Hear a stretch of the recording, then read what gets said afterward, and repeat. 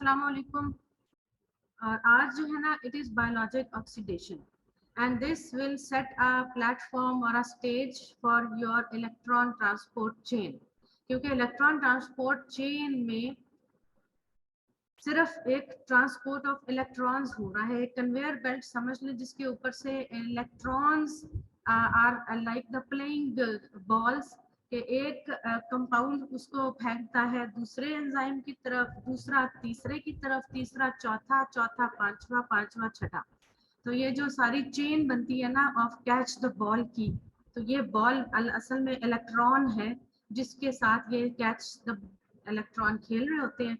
और जब शुरू में ईटीसी के शुरू में जब ये सिलसिला शुरू होता है, जितनी एनर्जी वो इस इलेक्ट्रॉन के देने में और अगले को रिसीव करने में निकलती है, वो एनर्जी यूज हो रही होती है हाइड्रोजन आयंस को माइटोकॉन्ड्रियल मेम्ब्रेन के अंदर करने में।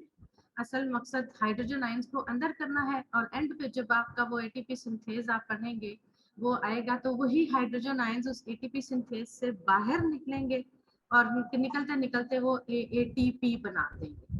तो सारी ये रेस्पिरेटरी चेन, और हम क्यों खाना खाते हैं और खाना क्यों ब्रेक डाउन होता है into glucose, amino acids, fatty acids, और फिर उसकी मेटाबॉलिज्म क्यों होती है, क्योंकि वो ऑक्सीडाइज हो जाता है।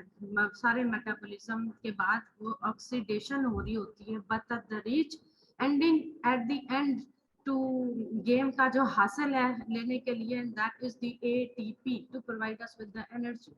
जितनी एक्सेस एनर्जी होगी वो चर्बी की सूरत में स्टोर हो जाएगी, जितनी चर्बी होगी वो यूज हो जाएगी। So this is the whole game and whole story why we are doing all this. तो ये जो ईटीसी के बारे में मैंने आपको बात की ना, ये आप डिटेल में फिर पढ़ेंगे, लेकिन उससे पहले जस्ट इसका एक वो आपको प्रीव्यू देना है कि व्हाट इज बायोलॉजिकल ऑक्सीडेशन, और ये इलेक्ट्रॉन्स कैसे, क्या इसका मकसद क्या है मूव होने का। जो बायोलॉजिकल ऑक्सीडेशन है ना, it's a biochemical reaction involving transfer of negatively charged electrons from one organic compound to another organic compound or to oxygen। क्योंकि ये सारे जो ईटीसी की चेन है, आखिर में ये ऑक्सीजन भी इससे इलेक्ट्रॉन कैरी कर रहा होता है, ये या फिर शुरू से लेके आखिर तक। शुरू में ये जैसे कॉम्प्लेक्स 1 है, कॉम्प्लेक्स 2 है, कॉम्प्लेक्स 3, कॉम्प्लेक्स 4, तो ये डिफरेंट ऑर्गेनिक कंपाउंड्स हैं and they are receiving the electrons. Our electrons, you know, are the negatively charged. So this is the definition of this biological oxidation. Oxidation is the gain of electrons or loss of electrons. Loss of electrons. Loss of Yes. electrons. Yes, yes, oxidation is loss of electrons. तो एक substrate या एक compound lose कर रहा है और किसी और को दे रहा है, और ऐसे chain चलती जा रही है। And this is what is happening involving biological oxidation involving transfer of electrons. Oxidation being termed for the removal of electrons and reduction for the gain of electrons. तो अगर हम इधर देखें तो A is losing an electron to B, ठीक है। तो इस तरह से in other words A has lost an electron and B has gained an electron. So A has been oxidized and B has been reduced. So oxidation, reduction, reaction, ये साथ साथ गाहे बगाहे एक जोड़े की सूरत में हो रहे होते हैं। Oxidation is always accompanied by reduction of an electron acceptor. ये नहीं हो सकता कि एक केमिकल कंपाउंड में या एक रिएक्शन में ऑक्सीडेशन तो हो रही हो और रिडक्शन ना हो रही हो। The two have to go side by side. Biological oxidation is an energy producing reaction.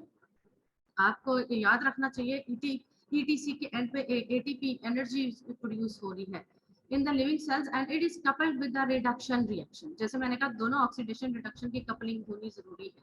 When a compound loses an electron, it is oxidized and another compound gaining the electron is reduced.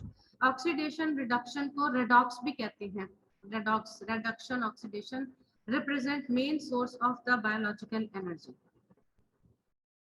Oxidation reduction ये फिर repeat हो गई।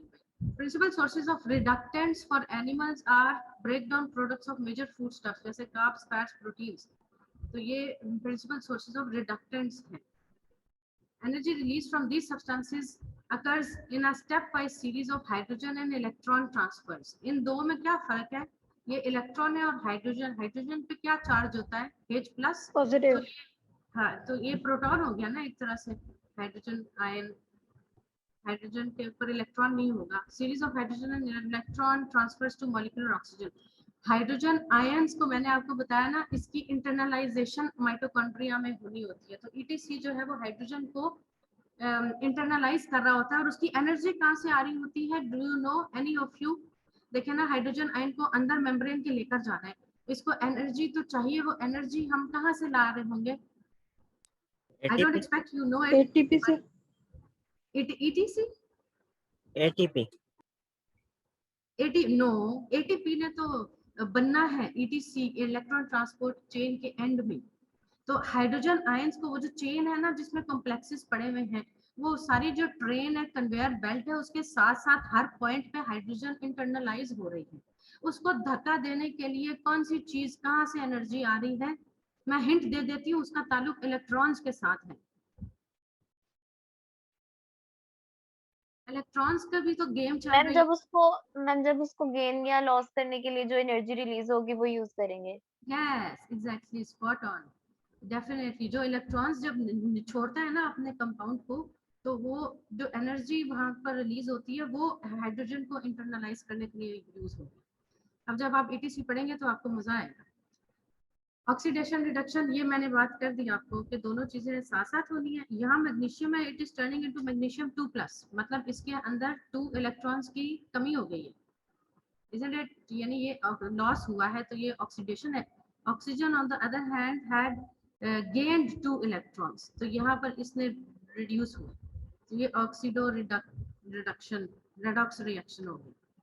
Oxidation reduction, यहाँ पर भी ये glucose आया था, इसको एंड पे 2 टार्ट के एंड पे एटीपी बननी है, लेकिन ये ऐसे थोड़ी सिंपल तरीके से बन जाती है। इसको ईटीसी से गुजरना है और कितनी रगड़े खानी है, फिर जाके ये ईटीपी बनेगा। ये ग्लूकोज यहाँ क्या हो रहा है? इसमें लॉस ऑफ हाइड्रोजन एटम्स हो रही है, H निकल रहा है। तो लॉस ऑफ हाइड्रोजन हो या लॉस ऑफ इलेक्ट्रॉन्स हो, तो ये ऑक्सीडेशन हो रही होती है, isn't it? और यहाँ पर ऑक्सीजन को गेन हो रहा है, तो यहाँ पर हाइड्रोजन गेन हो रही है, तो दिस इज रिडक्शन। यानी ये एक और तर्ज से डेफिनेशन है ऑक्सीडेशन की। आपके आएगा कि ये लॉस भी होता है और लॉस ऑफ हाइड्रोजन भी, लॉस ऑफ इलेक्ट्रॉन्स भी होते हैं वो। अच्छा, ये जस्ट साइड लाइन पे है। जैसे देखें, कभी कभी खाना पड़ा होता है ना, सालन है, बटर है, मार्जरीन है, तो अगर वो हवा में हम छोड़ दें, कवर भी ना करें, तो उसकी क्या हो जाती है? ऑक्सीडेशन हो जाती है खाने की, और ऑक्सीडेशन से वो रेंसिड हो जाता है, फाउल स्मेलिंग हो जाती है, ओडर्स पैदा हो जाते हैं और ऑफ फ्लेवर हो जाता है उसमें। सो oxidation is an enemy of food and responsible for deterioration of the quality of food. ये मैंने सिर्फ आपको बताया कि फूड की भी ऑक्सीडेशन हो जाती है। What is the difference between oxidation reduction?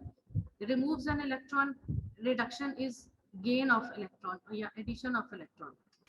Why is it called oxidation? Oxidation was first used by Antoine Lavoisier to signify reaction of a substance with oxygen. सबसे पहले ऑक्सीजन के साथ सब्सटेंस का हुआ था रिएक्शन, और तब से इसका नाम उन्होंने ऑक्सीडेशन रख दिया।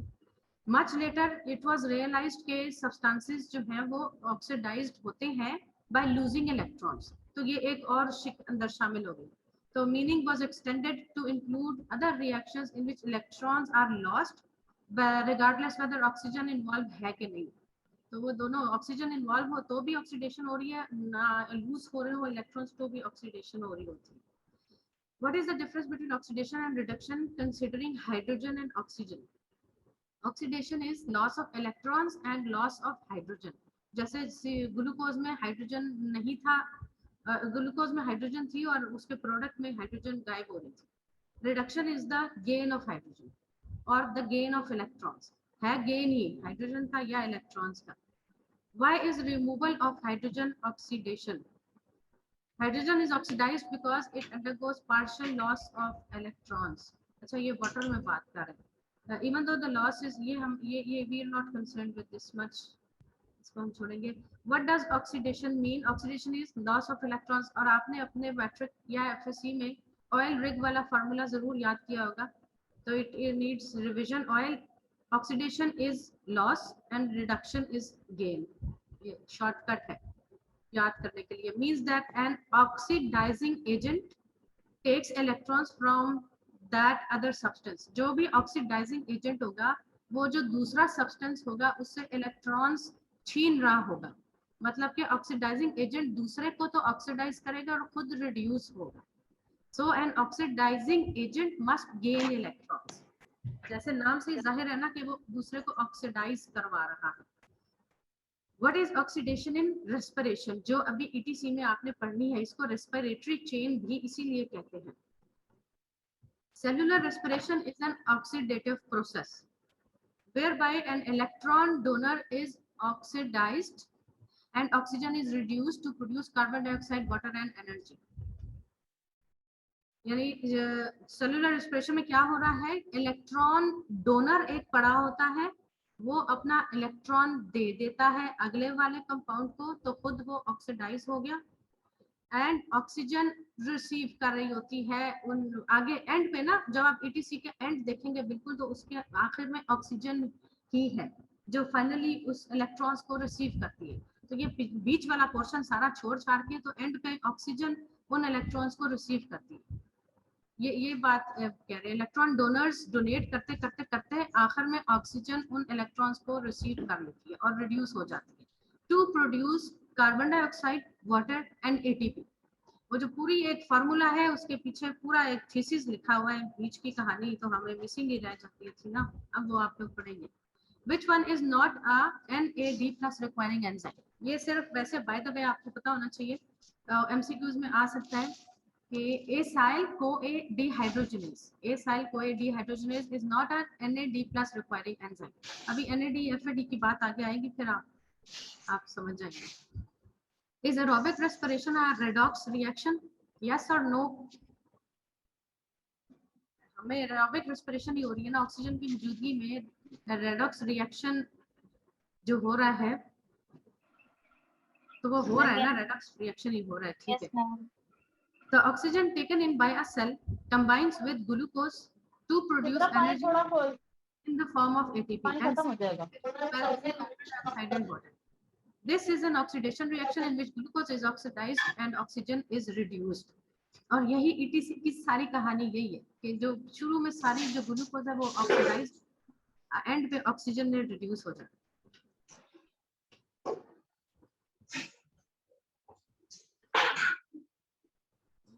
Which of the given process does not occur in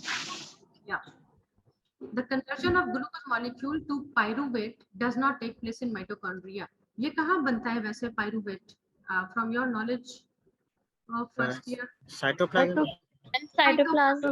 exactly ji. And only conversion of pyruvate to carbon dioxide, water and energy takes place in the mitochondria। यानी pyruvate somehow or other by shuttle mechanism or whatever will be internalized inside the mitochondria, और वो जाके फिर ये energy, carbon dioxide और water बनाएगा। तो ये भी आपका एमसीक्यू या वाइवा क्वेश्चन हो सकता है कि ग्लूकोज जो है ये माइटोकॉन्ड्रिया में कन्वर्ट होता है पायरूवेट में, तो आप कहेंगे जी नहीं, ये साइटोप्लाज्म में होता है। Can oxidation ever occur without reduction? Yes or no? So far, No ma'am, no no ma'am. yes, they have to go side by side with each other.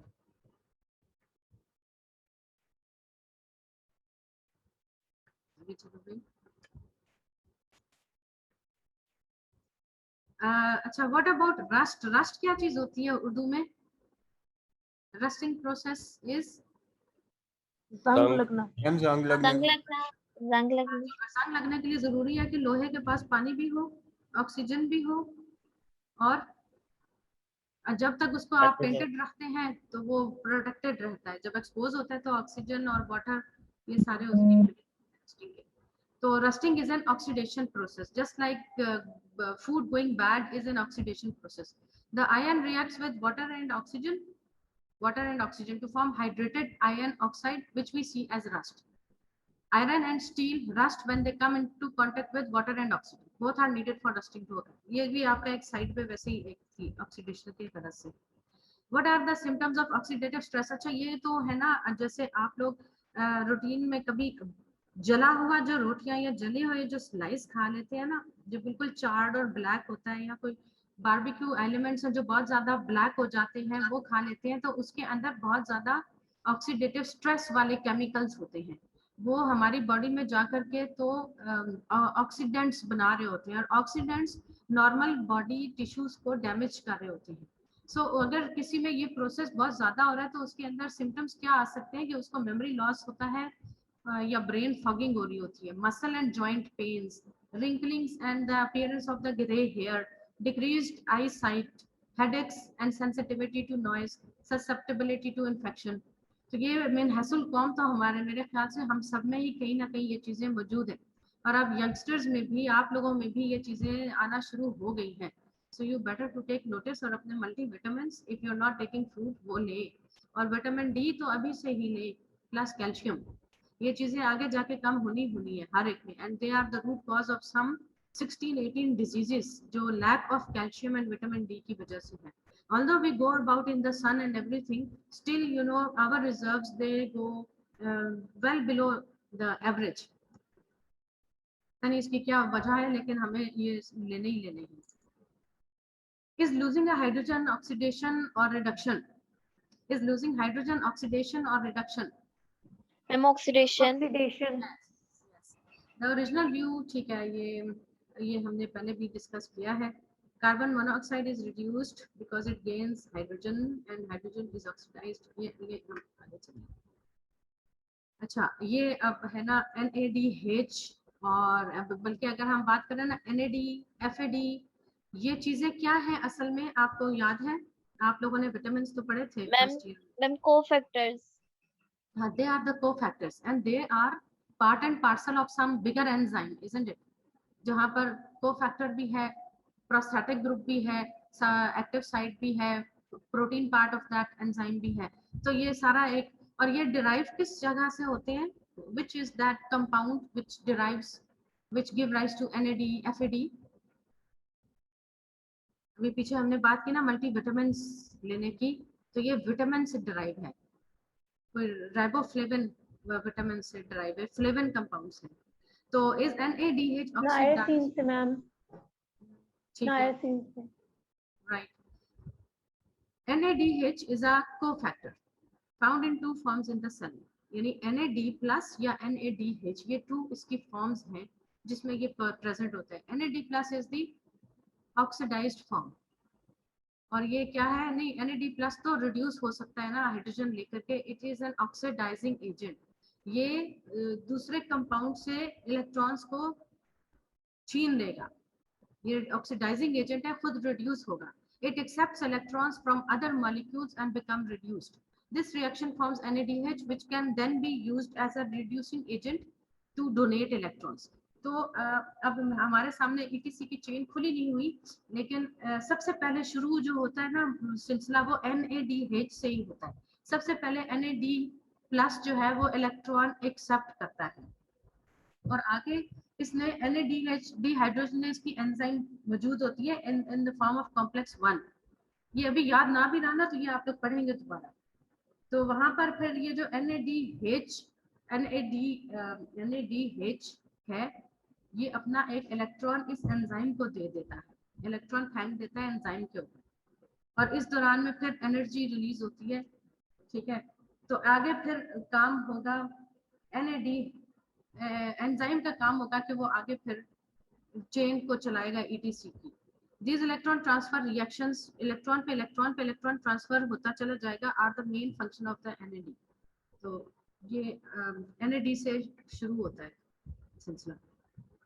ये मैं भी फिर repetition, oxidation is loss of electrons, gain of oxygen और loss of hydrogen. ये दो हमने कर लिए थे, loss of electrons, loss of hydrogen, या फिर जो लवाइजियर साहब ने शुरू किया था मामला वो था गेन ऑफ ऑक्सीजन से, जिसके इसका नाम ऑक्सीडेशन पड़ गया।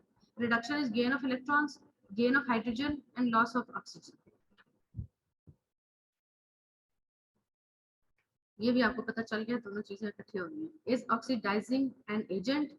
यस, ऑक्सीडाइजिंग एजेंट जो है इसको ऑक्सीडेंट भी कहते हैं, ऑक्सीडाइजर भी कहते हैं, ऑक्सीडाइजिंग एजेंट भी कहते हैं, जो खुद तो रिड्यूस हो रहा होता है और दूसरे से इलेक्ट्रॉन्स एक्सेप्ट कर रहा होता है। Common oxidising agents are oxygen, hydrogen peroxide and halogens. ये हैलोजेंस कौन सी गैसेस होती हैं? क्लोरीन, ब्रोमीन, मैम ये क्लोरीन। बिल्कुल बिल्कुल ठीक है। हैलोजन लैंप्स भी होते हैं आजकल। आई वंडर अगर उसके अंदर भी हैलोजन गैस ही डली होती होगी। ठीक है। What is biological oxidation reduction reaction? All reactions which involve electron flow are considered oxidation reduction reactions. एक समंदर है, दरिया है जो इलेक्ट्रॉन फ्लो का बह जाता है. The basic definition can be defined as one reactant is oxidized, that is lose electrons, while another is reduced. क्योंकि complex 1, complex 2, complex 3 वो यही काम पकड़ के कर रहे होते हैं. Enzymes involved in the biological oxidation. अब ये जो enzymes हैं जो कि complex 1, 2, 3, 4, 5 बना रहे हैं, वो कौन सी enzymes उधर मौजूद हैं? They are the oxidases, oxygenases, aerobic dehydrogenases, anaerobic dehydrogenases and hydroperoxidases. इनको ओवरऑल क्या देते हैं जी? ये है ऑक्सीडोरिडक्टेसेस. ये दोनों इकट्ठे होनी है काम तो ऑक्सीडोरिडक्टेसेस हैं और उनकी ये लिस्ट है. These enzymes catalyze removal of hydrogen from the substrate, removal of an electron from the substrate and add it to another substance, thus bringing about oxidation reduction reaction. Reduction generally means a reaction in which repetition होगी बहुत ज़्यादा. NADH और FADH2, ये जो NADH और FADH2 है, ये आपने मुझे कहा नाइसिन से डिराइव हुआ है और ये राइबोफ्लेविन से डिराइव हुआ है शायद. आप लोगों को मुझसे ज़्यादा. यस मैम, विटामिन B2 से ये हुआ है FAD. ठीक है. The products NADH and FADH2 formed during glycolysis, बनते हैं ना दोनों glycolysis के दरमियान भी, and the citric acid cycle. NADH glycolysis में बनता है और citric acid cycle के दरमियान FADH बनता है. Are able to reduce molecular oxygen, यानी वहां से वो बने हैं और ये इन्होंने फिर molecular oxygen को reduce करना है ETC chain में, thereby releasing large amounts of Gibbs energy used to make ATP. अब जब ये अपने electrons आगे आगे chain में देंगे तो ये बहुत ज्यादा गिब्स एनर्जी रिलीज करेंगे जिसको हमने डेल्टा जी कहा था. The process by which electrons are transferred from NADH और FADH2 to ultimately oxygen by a series of electron transfer carriers is known as oxidative phosphorylation, which you will study in the next lecture. Different electron transfer carriers मौजूद होती हैं उधर, जैसे cytochrome C है, cytochrome A है, FAD है, NAD है, ये सारे इलेक्ट्रॉन कैरियर्स हैं जो इलेक्ट्रॉन को कैच करके आगे भेज रहे होते हैं. So it is through this process that ATP is able to be formed as a result of transfer of electrons.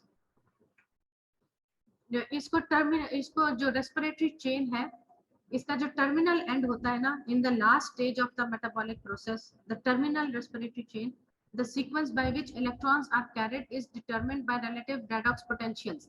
अगर आपको याद हो तो मैंने आपको वो टेबल दिखाया था ना जो डेल्टा जी नॉट जो हमें बता रहा था energy of hydrolysis of the phosphate containing compounds. वो एक टेबल था राइट, जिसमें इंटरमीडिएट कंपाउंड था ATP -7.3 किलो कैलोरीज पर मोल जो रिलीज कर रहा था और उससे ऊपर हाई एनर्जी कंपाउंड्स थे, नीचे लो एनर्जी कंपाउंड्स थे. इसी तरह का एक टेबल हम रेडॉक्स पोटेंशियल्स के हवाले से भी बना लेते हैं और वो आगे आपका अभी मैं दिखाऊंगी वो टेबल. मेरे ख्याल से अभी वो दूर बात उसकी पहले आगे है. और वो रेडॉक्स पोटेंशियल का टेबल भी बन जाता है जिसमें डिफरेंट कंपाउंड्स होते हैं जैसे hydrogen H to H plus, FMN to FMN, FAD to FADH. इसी तरह ये क्या था पीछे दूसरा NAD to NADH. इसके कोई रिडक्शन पोटेंशियल्स की वैल्यूज आ जाती हैं तो उसके अंदर क्या है, जो आपकी पूरी रेस्पिरेटरी चेन है वो from low redox potential to high redox potential की तरफ जाती है. वो सीक्वेंस ऐसी नहीं बन गई है, वो रिडक्शन पोटेंशियल्स के ग्राफ को लेकर के आगे चलती है.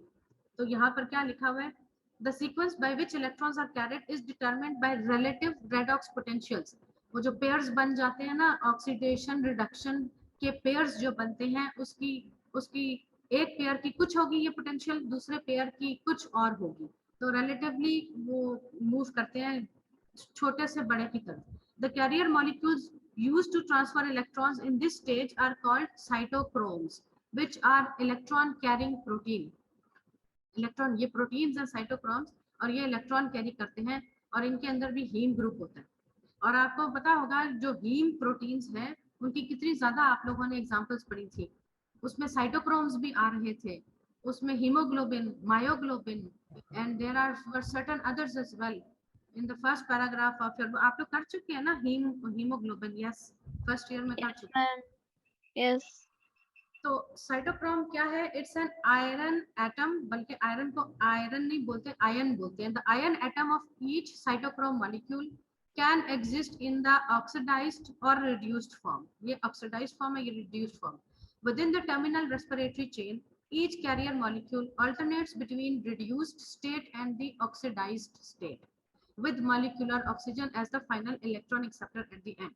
तो इसकी जो मॉलिक्यूलर ऑक्सीजन की रेडॉक्स पोटेंशियल होगी वो ज्यादा होगी एज कंपेयर टू ये जो पेयर बनेगा, एज कंपेयर टू कोई और NADH का पेयर बनेगा, एज कंपेयर टू FADH का जो पेयर बनेगा। ऑक्सीजन की रेडॉक्स पोटेंशियल सबसे ज्यादा होगी और कम से ज्यादा की तरफ ये चेन मूव कर रही होगी। तो इसको हम कहते हैं standard reduction potential. It is through the knowledge of redox potentials that the knowledge of biological processes can be further expanded. The standard reduction potential is denoted as E naught prime. E naught prime. Reduction, ये reduction potential हो गई, और ये जो not है, not का मतलब है स्टैंडर्ड कंडीशंस, और जो प्राइम है इट मींस pH इज 7। तो इन सब के इंडिविजुअली मायने हैं। E naught prime is often based on the E naught prime is often based on hydrogen electrode scale of pH 7 rather than pH 0, 0 nahi, a common reference point for listed values. Moreover, the superscript symbol naught denotes standard state conditions, while the adjacent superscript symbol prime denotes the pH scale of 7 for biochemical processes. अच्छा, ये अभी table नहीं आ रहा है, table दूर चला गया है, उसको आना चाहिए। ये है ना आपकी ETC, use several electron transport carriers, ये ETC है। हम शुरू यहाँ से कर रहे हैं ना जी, NADH यहाँ मौजूद होता है, ये कॉम्प्लेक्स 1 है, ये 2 है, 3, 4, दिस इज ATP सिंथेज, और इसके आखिर में इधर दिखाई नहीं हुई है, यहाँ ऑक्सीजन होती है पड़ी एंड पे। तो इलेक्ट्रॉन से एक से दूसरी जगह ये मोबाइल प्रोटीन कैरियर्स भी हैं, तीसरी जगह फिर यहाँ पर भी मोबाइल प्रोटीन कैरियर है, साइटोक्रोम ही है, इसका नाम होता है साइटोक्रोम C, मोबाइल कैरियर है।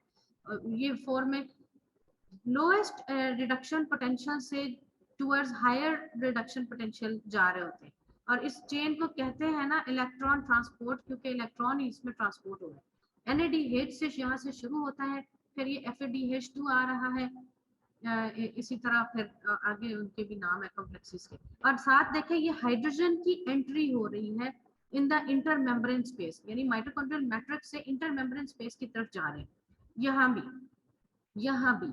लेकिन एंड पे क्या होता है, यही जब बाहर निकलती है तो यहाँ पर फिर ये ATP और ये इसके साथ मिलके तो ATP बना देती है। इसकी जो एनर्जी इसने इकट्ठी की है, तो बाहर निकलने पर ये इसको एनर्जी दे करके तो ATP बना देते हैं, और यही हमारे खाने पीने का एंड रिजल्ट ये है जिसके लिए हमने इतनी तगदौ की होती।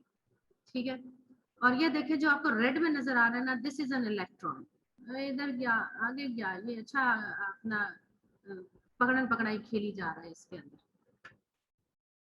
Oxidation and reduction, again addition of oxygen, removal of hydrogen, loss of electrons, reduction, addition of hydrogen, gain of electrons.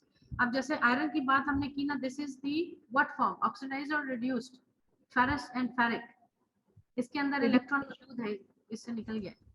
This is reduced form. Fe+2 is reduced form and Fe+3 is oxidized form. Oxidized form. So reduced to oxidized form में जा रहा है, तो oxidation में ये electron निकला, ये यहाँ पर आ गया।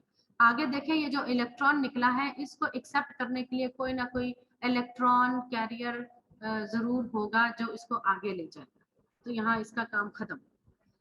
अच्छा, the electron lost in the oxidation is accepted by an acceptor which is said to be reduced. Commonly oxidation reactions are accompanied by reduction reactions and they are called the redox reactions. Redox potential या electron affinity, इसको कहते हैं electron affinity, क्योंकि एक electron जो series में जा रहा है उसके आगे जाने के लिए कोई अफिनिटी, कोई अट्रैक्शन, कोई रिसीविंग एंड पे कुछ फोर्स होनी चाहिए ना, तो redox potential is equal to electron affinity, it's likeness to catch the electron. Redox potential of a system is the electron transfer potential, E naught prime. Low redox potential signifies low electron affinity. More negative or low redox potential अगर होगी, greater tendency to lose electrons. High redox potential signifies high electron affinity. More positive redox potential. यानी देखे ना, मैंने आपको बताया लो से high की तरफ इसने मूव करना है, तो लो एफिनिटी से हाई एफिनिटी की तरफ इलेक्ट्रॉन्स जाएंगे. तो इलेक्ट्रॉन ट्रांसपोर्ट चेन में क्या हो रहा है? It is a chain of protein complexes and coenzymes of increasing redox potentials. थोड़ी सी बात समझ में आई? थोड़ी सी भी आ जाए तो इट्स लाइक गुड इनफ. ये फिर फ्लो ऑफ इलेक्ट्रॉन्स है कि क्या है, ये ऑक्सीजन है ना, अब ये पॉजिटिव साइन है और ये ऊपर नेगेटिव साइन है.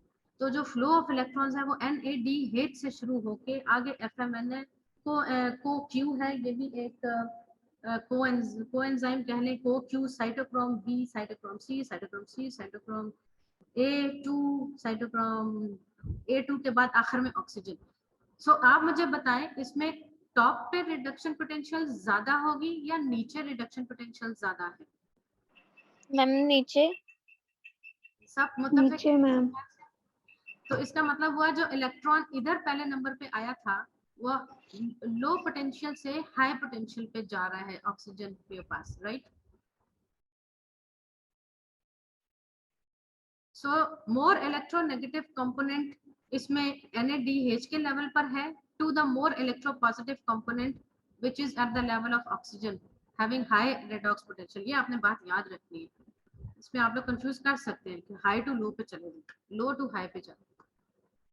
Just like energy released for ATP synthesis, वो गाहे बगाहे जैसे जैसे ये जंप करके इलेक्ट्रॉन ट्रांसपोर्ट चेन के अलोंग जाते हैं, इलेक्ट्रॉन्स एनर्जी रिलीज करते जाते हैं इन हाइड्रोजन की इंटरनलाइजेशन में to be used at the end for ATP synthesis.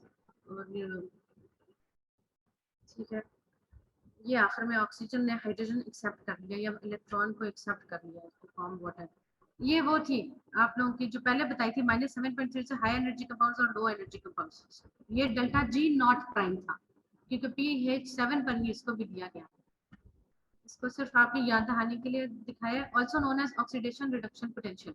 मैं थोड़ा स्पीड अप करती हूँ, मैंने पीछे ज्यादा टाइम लगा दिया.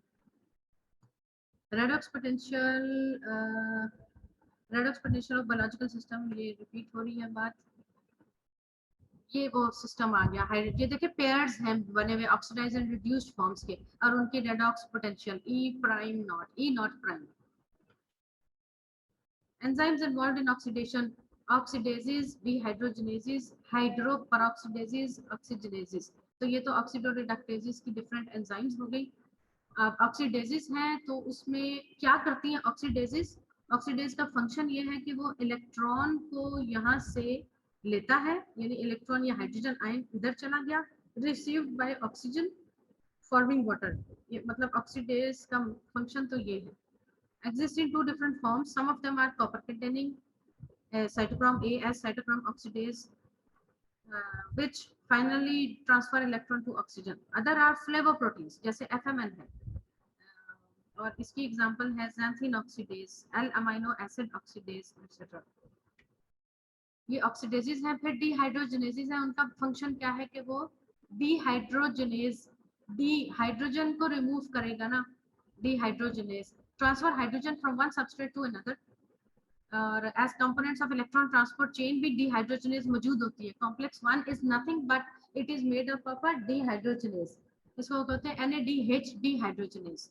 NADH उसका एक वो है, क्या है, कोफैक्टर है जो अपना इलेक्ट्रॉन को रिसीव करके तो परफॉर्म कर रहा होता है function. Nicotinamides can be in the form of NAD+ or NADP+, riboflavin in the form of FMN और FAD. तो ये सारी जो है देखिए ये डिहाइड्रोजनेज एंजाइम है जिसके साथ ये कोफैक्टर लगा होगा, या NAD या FAD, या फिर आप आ जाए इधर हमने कौन सा बात की थी. तो ये कोफैक्टर्स डिहाइड्रोजनेज के साथ लगे होंगे. ETC में ऑक्सीडेजेस भी हैं और डिहाइड्रोजनेजेस भी हैं. और इसके बाद कौन सी oxidoreductase enzyme? Hydroperoxidases includes two set of enzymes, catalases and peroxidases. Peroxidases reduce H2O2 hydrogen peroxide, ज्यादा क्वांटिटी में बॉडी में आ जाए तो ये ऑक्सीडेंट्स प्रोड्यूस करता है। तो कैटालिसिस यूज H2O2, कैटालिस इसको तोड़ देती है वाटर में, यानी इसको वो पॉइजनस चीज को लेस पॉइजनस में कन्वर्ट कर देती है। फिर ऑक्सीजनेसिस, ऑक्सीडेसिस हो गया, डिहाइड्रोजनेसिस हो गया, पर ऑक्सीडेसिस हो गया, अब ऑक्सीजनेसिस। Catalyze incorporation of oxygen into substrates in two steps. Oxygen is bound to the active site of the enzyme.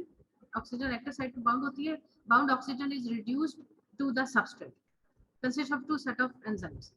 ये आप सिर्फ एकेडमिक सेंस के लिए पता कर लें, डाई ऑक्सीजनेसिस एंड मोनो ऑक्सीजनेसिस, इनका इतना रोल नहीं आता है ETC में।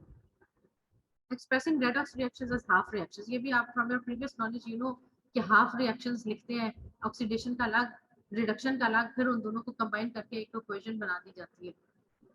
और during redox reactions electrons carry energy from one molecule to another. NAD plus acts as an electron carrier. NAD accepts 2 electrons and 1 proton to become NADH। चले ठीक है, ये अंदर की बात हमें नहीं मालूम थी। NADH जो है NAD plus 2 electrons और 1 proton को करता है accept to become NADH and the reaction is irreversible। कहने को NAD हम आराम से कह रहे हैं और देखें कितना ये बड़ा मॉलिक्यूल है, कितना बड़ा compound. Transfer of the electrons,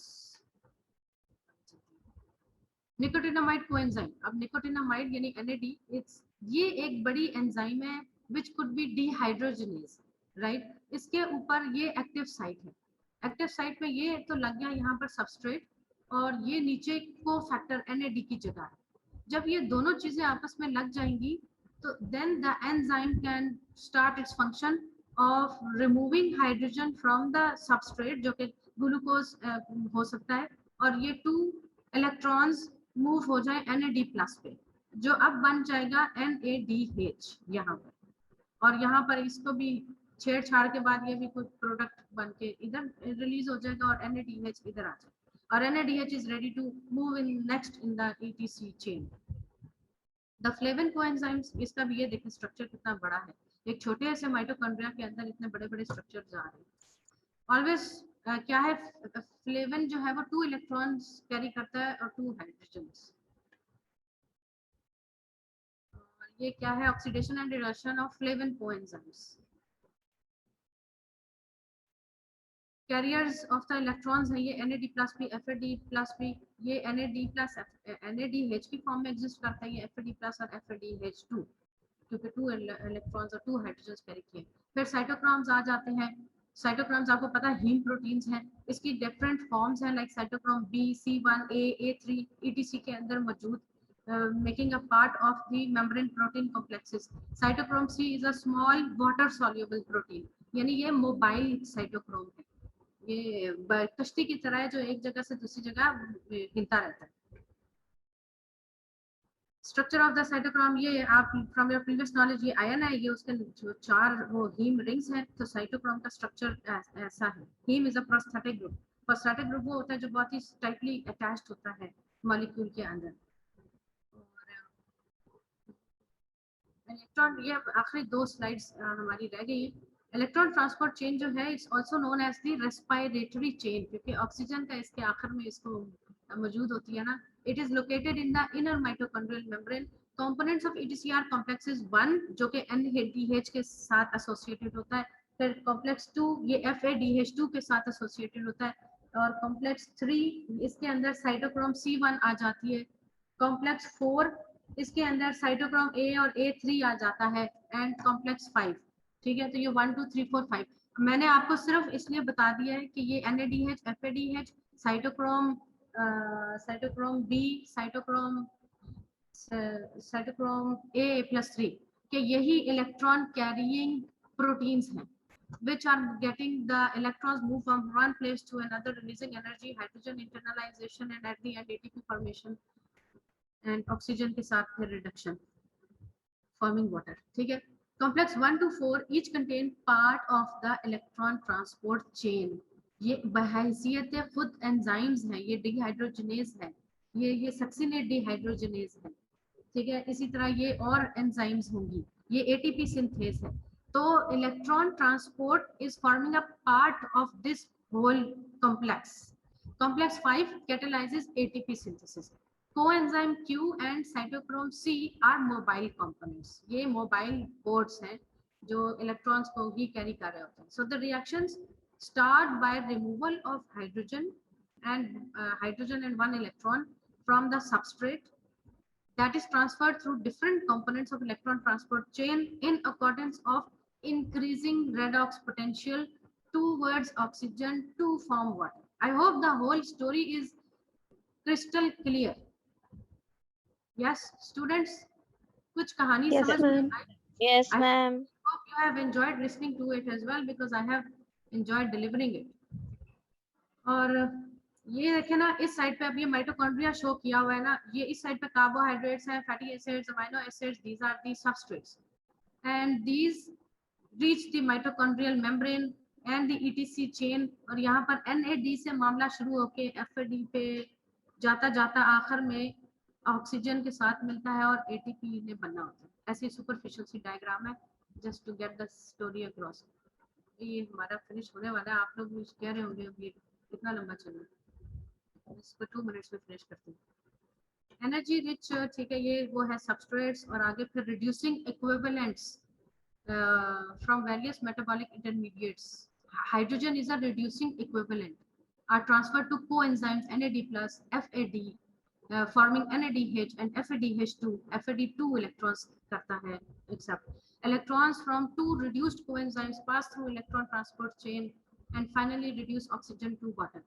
Passage of electrons through the ETC is associated with loss of free energy taken up by the hydrogen ions. A part of this free energy is utilized to generate ATP from ATP and PI. जब वही hydrogen ions बाहर निकलते हैं और ATP को energy देते हैं.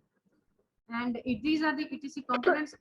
1, 2, 3, 4, 5 और 1 आपको मालूम है, अब तक याद भी हो गया होगा, NADH से शुरू होता है. Complex 1 is NADH dehydrogenase.